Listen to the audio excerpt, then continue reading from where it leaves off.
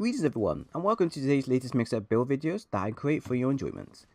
Today's build I have is not one, but two builds instead, and this is all focusing around the new level 4 wide shelling that was made available in the Taroth Siege.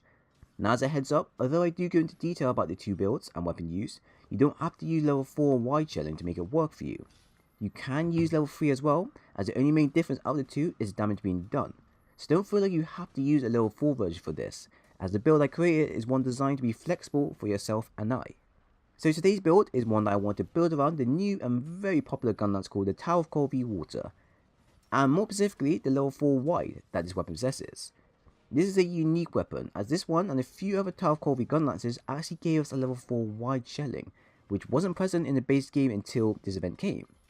Now many of you here may have already tried out wide shelling before, and from looking at the community feedback on wide shelling on its own, not many people were interested in the shell type, as it is slightly lower damage when compared to full burst normal shelling combo, or long shell charge playstyle combo.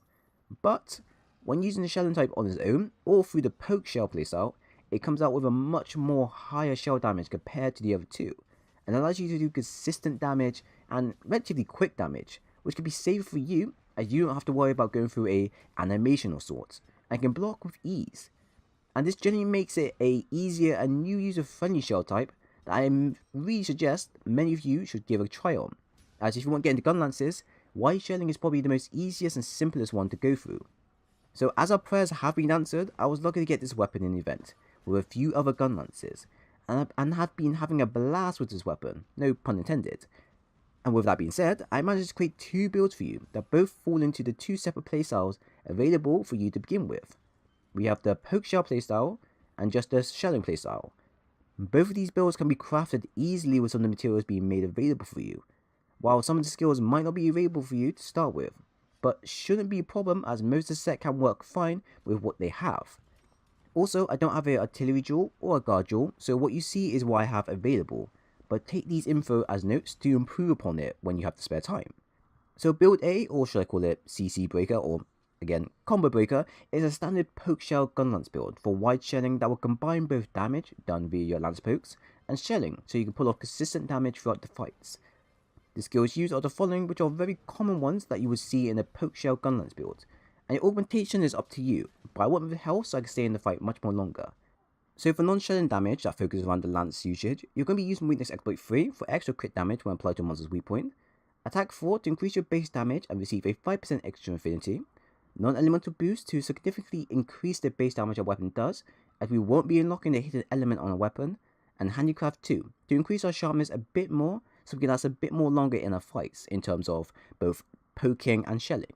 For the shelling and standard protection purpose, I went with artillery 3 to increase my gun lance shelling damage, guard 3 to allow me to block monsters' attacks, much more better with little to no pushback, capacity boost 1 to increase the number of shells being held by +1, guard up 1 to block out unblockable attacks, but this can be switched out when you're not facing certain monsters that use unblockable attacks, and speed sharpening 2 to allow me to sharpen my weapon faster, but this can also be switched out for something like medicine, health up, recovery up, protection, etc, as you can use the wet fish scales instead to sharpen your weapon faster, but this would require you to go out and fish for some. Overall, this set will give you a base attack of 543, affinity at 5% or 55% when a weakness exploit is applied, a defense of 455, and your shelling damage coming to around 60 plus to 70 plus, depending on whether you went with feline bomber skill to enhance the damage. Like I said before, this is a very genre and probably easy to create build that gives you a fair balance for both damage being done via pokes and shelling. Some of the skills used may not be available for you because of the jewel being used, so instead you can go with the Dodogama Waste for the capacity boost, and then use the Yorogam 3 pieces to get your guard up and guard 3 for free, which will overall leave you with enough jewel slots to slot in whatever you want then. Your standard playstyle will consist of poke shell methods, and then depending on if the monster is immobile, I tend to do a overhead slam, then a wide slash, then go into a within stake for more damage, and then finally finish off with a within fire. That's what I usually run playstyle wise, as it will give you a big amount of damage in one go, but this will chew through your sharpness like there's no tomorrow. So that is why you only do that combo when the situation allows you to. But except from that, this is a pretty standard solid build for consistent damage, and will help you out majorly when going up against monsters such as Temple Devijo, who you really want to prepare but dish out the damage at the same time. Alright, the next build I have is one I call the All-Sheller Buckshot build, that as the name states will be focusing on just the shelling usage of your weapon. Many of you here may already know about the only shelling runs you see on YouTube, where you can only use shelling to do damage to your monster, and many players have managed to pull off some amazing feats when using just the shells of the weapon to put out damage. Now, funny enough, white shelling when used on its own is very powerful when compared to the other shells in game, with its damage that varies from levels. So level 4 will net you around 60 plus damage, but can go into the 70 plus range when the feline bomber is active, making it an effective boomstick for clearing out large monsters in a few hits. So here's my take on the shelling only build that will give you a quick, damaging and relatively safe playstyle for any monster in game, especially Timber Devil Joe. I went with a Handicraft 4 to push my sharpness into the white sharpness area so I could shell much more longer and not focus so much on sharpening all the time. Artillery 3 for max shelling damage. Guard 3 to block attacks much more easier with little to no pushback. Guard up to block unblockable attacks. Non-elemental boost to boost my weapon's damage, but this is just there for when you do a within stake, as you do apply a bit of damage when you apply it. But if you're going full out, just shelling only, then you have a free level 3 slot to do whatever you like. Divine Blessing 2 to negate some of the feedback damage you receive by a relatively small amount. Protective Polish to stop my weapon sharpness level from degrading for a minute. Item Prolonger 3 to extend the Protective Polish skill by an extra 30 seconds. So with the two combined, I will have a minute 30 free sharpness to go full out without worrying about my sharpness degrading. And then Speed Sharpening 2 to allow me to sharpen my weapon quicker. But of course you can always change this to your own liking, as like I said before, Wetfish Scales can be used as a substitute. Overall, this will give you a defense of 429 and your shelling damage to come around to 60 plus to 70 plus damage if you use the feline bomber skill. Also, neat little trick, if you want a certain skill from the canteen like the feline bomber skill, then either go and create a meal that adds a skill with some health plus standard bonuses, and then use the feline voucher to unlock it 100%. Or just find a pre-made meal that has a skill, and then use the feline meal ticket to unlock it.